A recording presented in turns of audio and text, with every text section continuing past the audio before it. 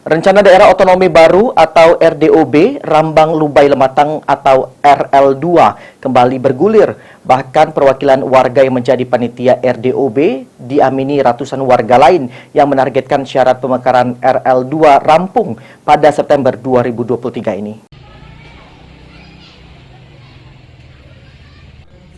Setelah sebelumnya pernah menggelar rapat paripurna terkait rencana daerah otonomi baru Rambang Lubay Lematang, saat ini tim Satgas Pembentukan DOB menargetkan syarat administrasi pemekaran rampung pada September 2023. Ketua RDOB RL2 Usman Priyansyah mengatakan, dari syarat administrasi yang diatur dalam pasal 33 sampai 43 Undang-Undang Nomor 23 2014, pihaknya sudah memenuhi 10 syarat dari total 13 syarat administrasi yang ada.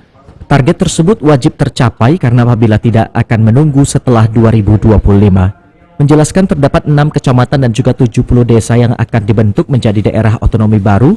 6 kecamatan tersebut yakni Kecamatan Rambang Niru, 4 Petulang Dangku, Belimbing, Lubay, Lubay Ulu dan juga Kecamatan Rambang. Dukungan masyarakat 6 kecamatan tersebut tidak lain bertujuan untuk percepatan pemerataan pembangunan dan juga efisiensi dalam pelayanan publik.